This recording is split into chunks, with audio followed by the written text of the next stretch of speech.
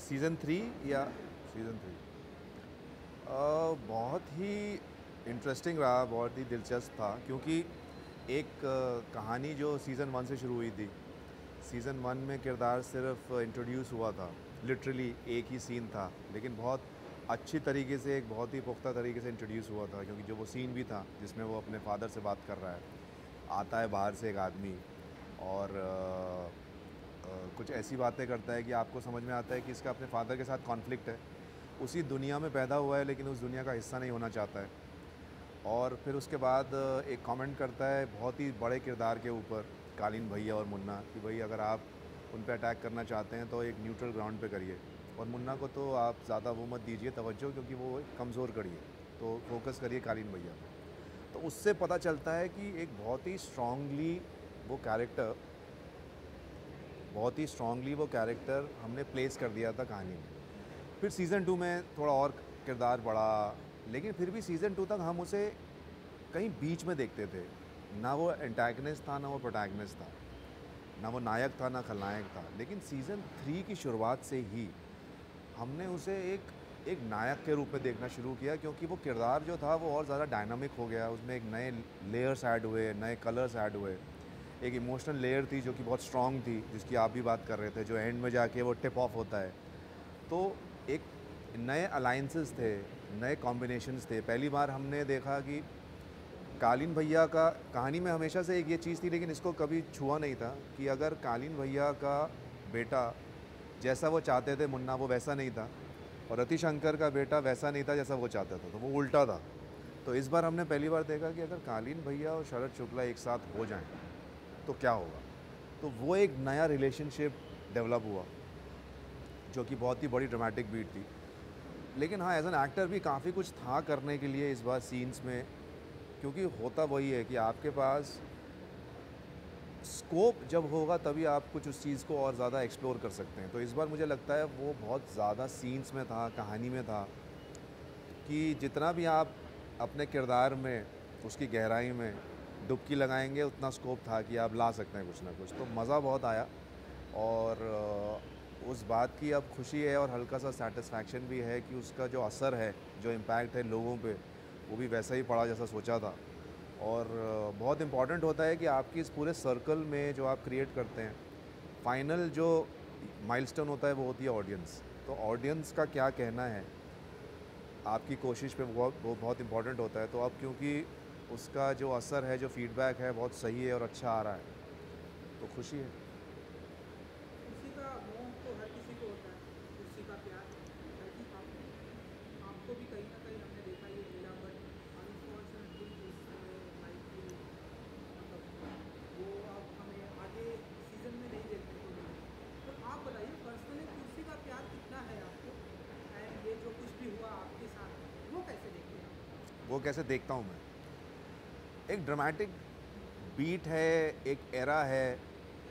I think वो बात शुरुआत होती है जैसे कि लास्ट सीन की जो आप बात कर रहे हो, उसमें मिर्ज़ापुर की दुनिया का सबसे बड़ा किरदार, एक महानायक अखंडानंद त्रिपाठी उर्फ कालीन भैया, वो अनाउंस करते हैं, वो बात शुरू करते हैं कि भाई ये गद्दी हमने और हमारे बाबूजी ने बनाई थी, और उसका ऐसे ही वो चीज़ शुरुआत हुई, उसकी गद्दी की जो प्रथा थी। और अब कहीं ना कहीं वो ये कह चुके हैं कि वो तो गद्दी पे नहीं बैठेंगे, उसके अलावा और कोई है नहीं। तो उन्होंने कहा कि उनके हिसाब से कि भाई गद्दी पे वो बैठना चाहिए जो कि हमारा प्रतिबिंब हो और एक सही इंसान हो, जो उनकी लाइन भी है कि जो कठोरता से दंड दे और आराम से संयमता से निर्णय ले। और उनकी नज़र में एक ही इंसान है, शरद शुक्ला, जो होगा किंग ऑफ मिर्ज़ापुर। और वो किंग ऑफ मिर्ज़ापुर नहीं, वो होंगे लास्ट किंग ऑफ मिर्ज़ापुर। तो इस लाइन से, इस बात से एक ऐसी चीज़ देखी जाती है कि एक जो किंग ऑफ मिर्ज़ापुर वाला जो एक पूरा चैनल है, थॉट है, वो एरा है, वो कहीं ना कहीं वो बात शायद ख़त्म होती है लास्ट किंग ऑफ मिर्ज़ापुर से। तो एक बहुत ही ड्रामेटिक बीट है उस कैरेक्टर के लिए, शरद के लिए, कि वो कैसे बड़ा हुआ, करते करते करते जो उसको बना करना था, जो चीज़ें उसको बनानी थी, उसने अपना ग्राफ पूरा किया और उसकी कहानी का और मिर्ज़ापुर की दुनिया में वो किंग ऑफ मिर्ज़ापुर की बात का एक फ़ाइनल कल्मिनेशन होता है। तो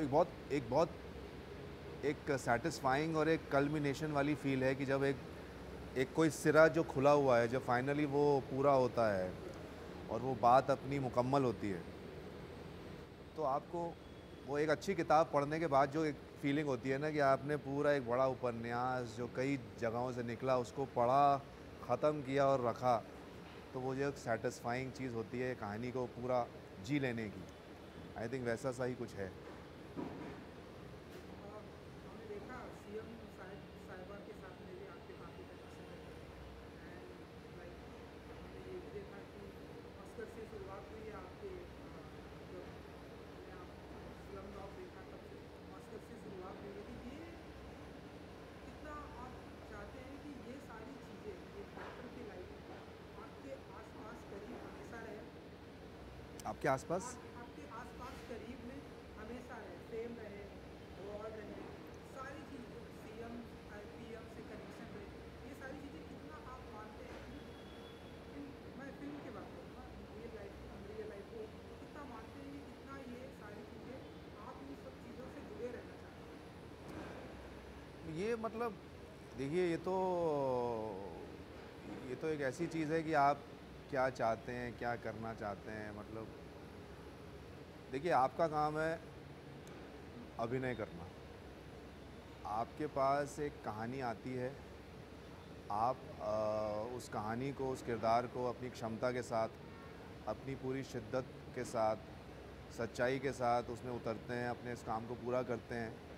मेरी शुरुआत भी वैसी ही रही थिएटर से कि जो दुनिया में आप घुसे, जो कहानी, जो किरदार, जिन लोगों के साथ आपने काम किया, अब आपके साथ अगर मैं यहाँ बैठा हूँ और हमारी बातचीत हो रही है, तो मेरे लिए ये बहुत ज़रूरी है कि हमारा ये जो कॉन्वर्सेशन है, ये जो संवाद हो, ये मुकम्मल हो, ये अच्छा हो, इसका प्रभाव आपके ऊपर अच्छा पड़े, इसका प्रभाव आपके सुनने वालों के ऊपर, आपके देखने वालों के ऊपर अच्छा पड़े। और इस वजह से अगर एक इक्वेशन बनती है, अगर इस वजह से एक अच्छा रिश्ता बनता है, तो वही उसका एक इनाम है। तो मेरा मेरा कहने का मतलब है कि आपके व्यक्तित्व से, आपकी सोच से, आपके काम से अगर आप अपने जीवन में नए रिश्ते बनाते हैं, आपके काम से रिलेटेड हों, आपकी दुनिया के हों, या वो किसी दूसरे व्यवसाय या दूसरे प्रोफेशन के हों, तो वो एक अच्छी चीज़ है। लेकिन आई थिंक हाँ, वो शुरुआत होती है आपके व्यक्तित्व से कि आप कैसे इंसान हैं और आपका काम कैसा है। कर्म से ही इंसान पहचाना जाता है। तो मेरा ख़्याल है मैं उसको वैसे ही देखता हूँ कि उसी तरीके से आपका काम अच्छा हो, आपकी बातें अच्छी हों, आपकी सोच अच्छी हो, और उसके वजह से जो आपको प्यार मिले, जो साथ मिले, तो अच्छा ही लगता है। अब जैसे आज हम और आप मिले पहली बार और बड़ा अच्छा लगा, तो मुमकिन है यही चीज़ आगे बढ़ेगी तो अच्छी चीज़ है। हैं। अब आपकी भी शुरुआत हो चुकी है, सो ढेरों सारे, मैं मिर्ज़ापुर की बात करूँगा, ढेरों सारे किरदार हैं। कैसा रहा सभी के साथ का एसोसिएशन है ना? सेट की अगर मैं बात करूँ कि हाँ हमारी बहुत मस्ती होती थी, इनके साथ में बहुत सारा बॉन्डिंग हो गई, इन्हें मैं नहीं जानता था लेकिन इनके साथ में बहुत ही अच्छी बॉन्डिंग हुई, तो ये सेट पर कैसा रहा माहौल एंड एक्सपीरियंस? बहुत ही मुख्तलिफ था सबके साथ, क्योंकि जैसा कि आप जानते हैं मिर्ज़ापुर में अलग अलग तरह के अलग अलग जैसे एक बास्केट होती है, उसमें अलग अलग तरीके के फ्रूट होते हैं।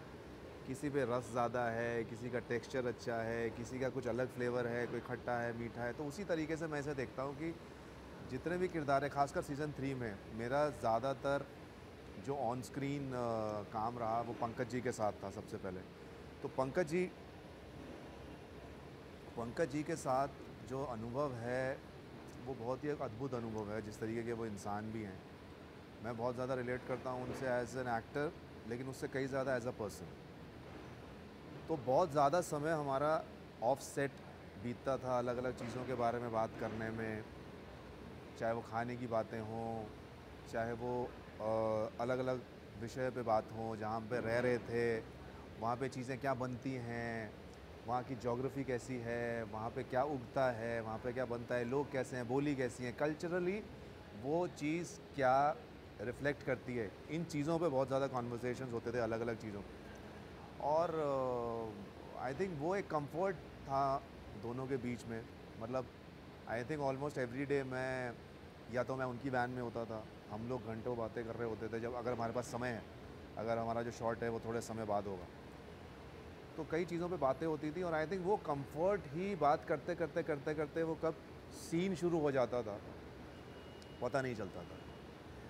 और सीन में भी हम इतने ज़्यादा सहज होते थे, इनफैक्ट ऐसे ही करते करते हम सीन कर रहे थे। और कुछ एक चीज़ थी, मैंने ऐसे ही शायद अपना कपड़ा कुछ ऐसे ठीक करना था, वो मैंने किया सीन में, और बात करते करते हम आगे बढ़ गए। तो मुझे तो इस बात का रियलाइज़ेशन भी नहीं हुआ, उन्होंने ही मुझे बाद में बताया कि यार वो इतना अच्छा मोमेंट था कि तुम एक एक्चुअल मोमेंट में एक चीज़ थी, तुम्हें लगी कि तुम्हें ठीक करनी है, तुमने कर भी लिया, और वो तुम्हारे परफॉर्मेंस का एक हिस्सा बन गया। तो इस इतना सहज एक इक्वेशन था अली के साथ, बहुत ही, मतलब मैं ये मानता हूँ कि जिस तरीके से हमारा ऑन स्क्रीन एक गुड्डू और शरद के बीच में जो एक एंग्स था, जो एक ऑपोजिट वो है कि एक दूसरे के प्रतिद्वंदी हैं, वो इतना खूबी से इसीलिए आ पाया क्योंकि हम ऑन स्क्रीन बहुत ज़्यादा एक दूसरे के लिए सपोर्टिव हैं, प्रोफेशनल हैं, बहुत अच्छा रिश्ता है। एक दूसरे की खूबियाँ और एक दूसरे की अच्छी चीज़ें बताने में कतराते नहीं हैं कि यार मुझे लगता है तुमने ये चीज़ जो थी बहुत अच्छी की, और वैसे ही वो आएगा। और आई रिमेंबर कि ही केम एंड ही हग्ड मी कि यार बहुत अच्छा काम हुआ है। मैंने कहा यार अच्छा काम हुआ है क्योंकि आई थिंक क्योंकि सामने जो किरदार था, जो अभिनेता था, वो भी अच्छा था। तो इस तरीके का बहुत ही एक, क्या है ना कि मिर्ज़ापुर तक पहुँचते पहुँचते जितने भी अभिनेता हैं और अभिनेत्रियाँ हैं, उनका ऐसी एक यात्रा रही है कि आप अब काफ़ी सिक्योर हैं। जब आप मिर्ज़ापुर में आते हैं, काम करते हैं, आप बहुत